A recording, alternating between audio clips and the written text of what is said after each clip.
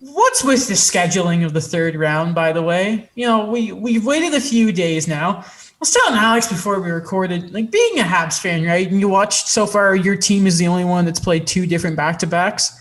So we can speed up the schedule because you rushed the end of the season so much and then gave the layoff before the season started. And now we have to wait to start the third goddamn. How do you not have a hockey game on Saturday night?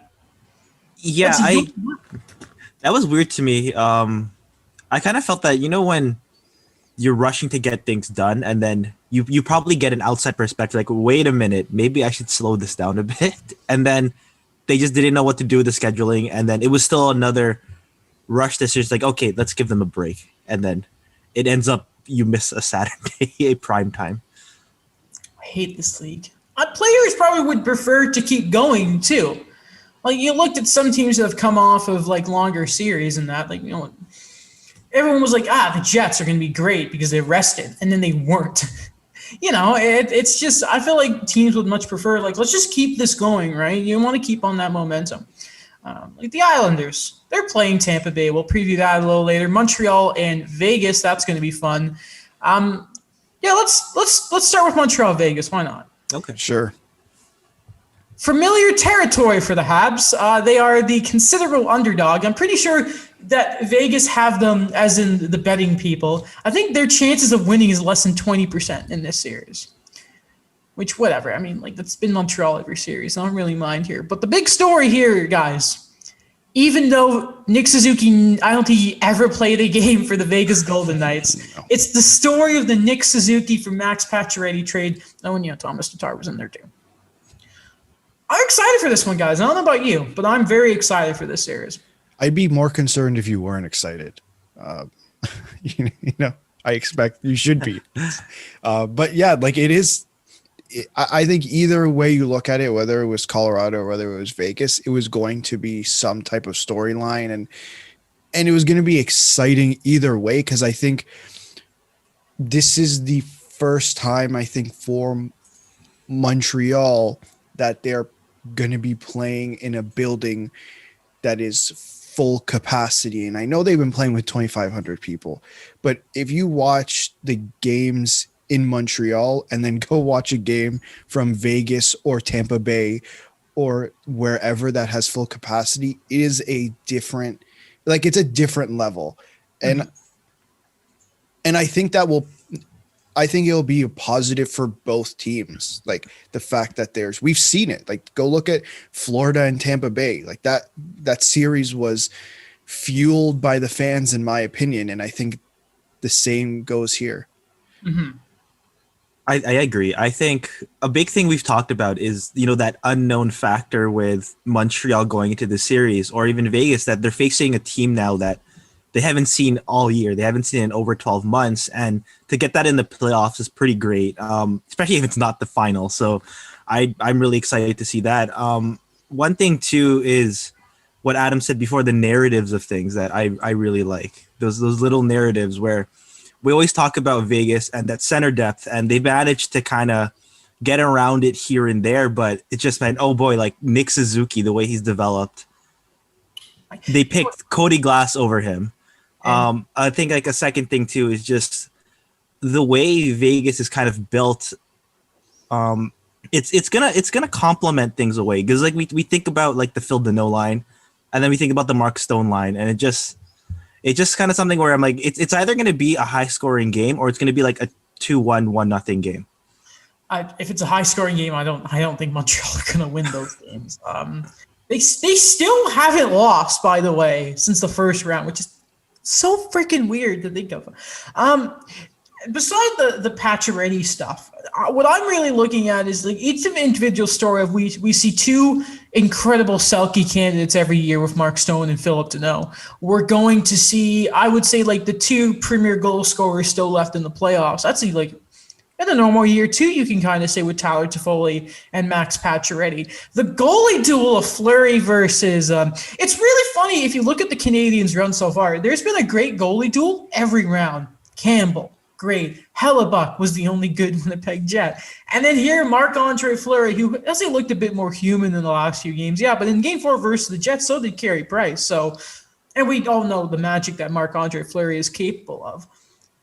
There's a lot of really fun matchups to look at. Now, like the play style itself, I think if you're Montreal, you prefer Vegas because I'm not saying they're a slow team by any stretch of the means, but the way Colorado and how quickly they move the puck from one end to the other, I think would have been a real hassle for Montreal to handle. But in the same time, though, I'm going to just crush you with my mountain men of defensive core. It's not going to be as easy to do against Vegas, aka hi there, Alex Pietrangelo. And I'm not mentioning Ryan Reeves because I don't think, whatever, he's not a real factor. Not to me. I refuse to acknowledge it.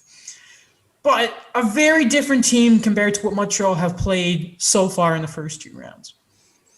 Yeah, I think you brought up the defense there, and I know against the later games against Toronto, they really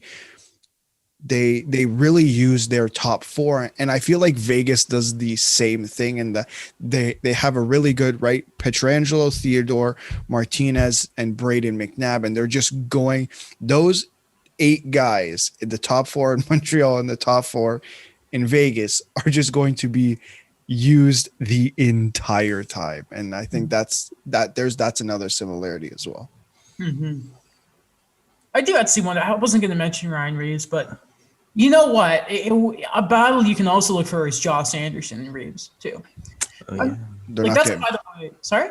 I was just going to say they're not going to be on the ice at the same time. So, I mean, well, the whole argument with Ryan Reeves is that unless there's specific line matching, Josh Anderson is going to play in the top 6. Ryan Reeves is going to play on the 4th line.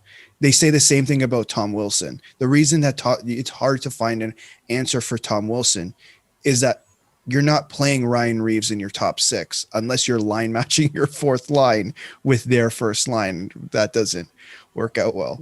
So it's like Ryan Reeves versus the washing machine line. I'm gonna say the laundry line. Sorry. Here's the thing, though. Corey Perry can actually score. Yeah. Right. Like the thing with Corey Perry is he doesn't punch you in the face, but like he falls on your goalie. Like Corey Perry is as much as Ryan Reeves is the sort of tough guy. Corey Perry is just a rat, and he's a rat that I love, obviously. But I've always I've never understood this whole thing with Ryan Reeves.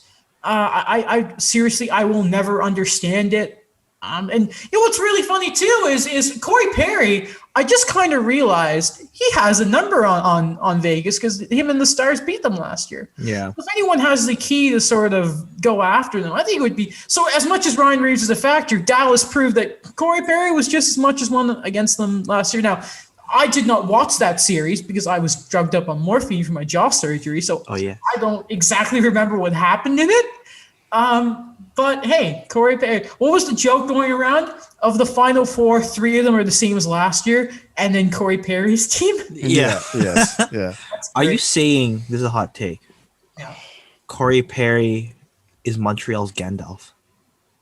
He's their guide through the playoffs. So yeah. Yeah, Well, he's the most experienced playoff guy on the team. Even he burned the Jets, 2017. Yeah. Well, he won the cup. Yeah. And, even more than Eric Stahl, because, Stahl won the cup too, but he's also – I don't know the exact games played in the playoffs, but I feel like Perry's had a lot more deeper runs than Eric Stahl did. Yeah, Stahl, he won the cup, and then they didn't make the playoffs for a few years, and then he got traded. Still there, though. You still have that experience. And, some guys on the back end, like Edmondson, we know has been there, but as a major contributor, maybe. Mm-hmm. God, this is going to be a real fun one. Right. Also, Thomas Tatar. A lot of people are talking about that revenge tour, and I see it here on the dock. I don't think he's going to play. This unfortunate. Is of those who will not play Thomas. One of the many Czech Thomases in the playoffs. I wanted to see him play because, the way I just laughed because remember when Vegas got him at the deadline for a first, a second, and a third that became Joe Veleno, and then he didn't play, and then they're like, okay, we're gonna trade you now, and then he just did so well in Montreal, and I wanted to. It's the perfect situation for him to get back out there and said, I wasn't just a throw-in. Yeah, but then who does he take out? I don't know. That's the thing. I don't trust him. Again, like you want Tatar, yeah, for the chemistry on the Danault line, but then again, like Lekkonen's been so good. If Evans can draw back in, you put him in before him, I'd say. And like where else? You're not going to break up Caulfield to Foley Suzuki. That's been wicked. Do you really want to take out one of Anderson or Paul Byron? No, they've been good. You go with 13 forwards. No, you don't. No, Gustafson's earned some more games though. Yeah, he's been a lot better. I was kind of iffy on him, but he's done okay. He's been good, man. He's a solid. Listen, he's got the power play to get better, which was exactly his job at the deadline. Who knows if Victor Mete could have done that already if he developed him, but we'll never know about that. Montreal, Tampa. You never know. Waivers, the waiver wire might come up again. I doubt it. I think they're gonna. No, I think Victor Mete is a mainstay there from now on. And he was good in that stint with Ottawa. Good for them and good for him. Doesn't have to go far either for Montreal too, so that will be. I mean, he's from Toronto, so now he's right in the middle of it. Exactly. I mean, of all three of those teams, that's the last one you kind of like to play for. Ooh. However, Ouch. I will ask for your series predictions here. Will you guys go with the underdog Habs, or will you go with the cockiest team fan base in the league in the Vegas Golden Knights? I'm not disparaging that, by the way. I like a confident group. I think that's very much the identity of that franchise right now. I'm going to go with Vegas in 6. Daniel. Montreal in 7. Really? I am a believer. I mean, I refuse to count out the team I cheer for. That's not going to happen. And yeah, that would be a good look. No, that, and they've upset everyone along. ESPN, they had their new predictions. 2 people had Montreal. So, I mean, double from before we saw. Yeah, they're gaining followers. Oh, you got to love, talking about every series, and it's just like, oh, yeah, Montreal are here too. I was listening to 31 Thoughts, and they were talking about Brad Larson taking over in Columbus, and they were saying, yeah, so assistant coaches taking over normally never works. And they completely ignored the replacement assistant coach who has just brought the Canadian team to the Final Four. And I was like, okay, guess we're just going to ignore that for the sake of the narrative. Anyway,